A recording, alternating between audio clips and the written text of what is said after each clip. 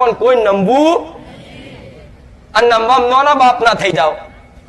હું નમવા જતો હશે, હું જોતો ખરો જેટલો મોટો વ્યક્તિ છું, મારું નામ કેવું છે, મારું સમાજમાં મોટું નામ છે, હું ઘરમાં મોટો છું, હું નમું ને આ અહંકાર તમને મારી નાખે છે. શું મારે?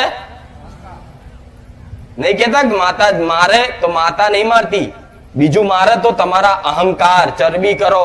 હું ખુખાર મેળવી જો કદાચ મારી વસ્તીનો કોઈ ગુનો કર્યો હોય કે મારા દીકરાનો કોઈ ગુનો કર્યો હોય તો હું ખુખાર મેળવી ચોટી હોય અને તમને ખબર પડે હું માતા ચોટી છું તો એમ કહી દે હોમે વાળો કશું એ બધું ના હોય, તેની ચરબી ઉતાર દઉં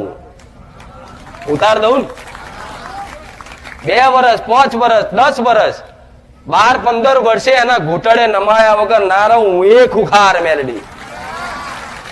એવી રીત બધાની માતા આવી જ પાવરફુલ ને જબરજસ્ત ખતરનાક જ છે દુશ્મનો માટે, તમારા વિરોધી માટે. પણ તમને આ બધા ન્યાય હાલવા ગમતા કોઈ દોડવું નહીં કેતા. ભક્તિ જોડે જોડે મહેનત કરવી પડે.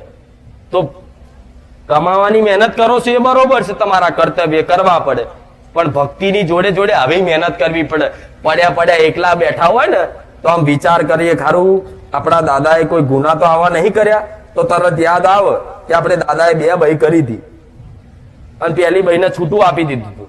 તો કોઈક વડીલ ને પૂછાય કે આપણા દાદાએ 2 લગ્ન કર્યા હતા અને પહેલી બહી લાયા હતા, એનું શું થયું?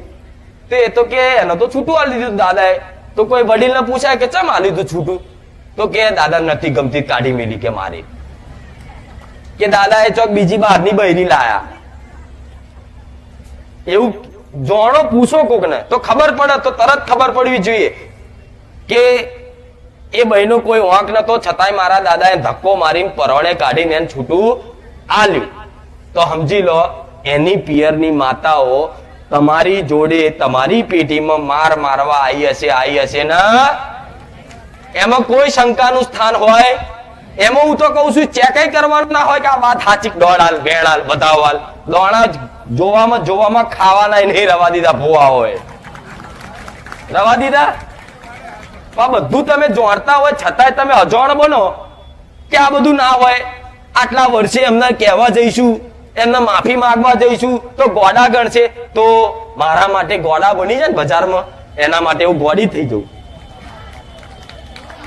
જાઉં ને. જે મારા માટે ગોડા બની જાય એના માટે હું ગોડી બની જાઉં કે નહીં? એટલા માટે કહું છું તમે જો જાણતા હોય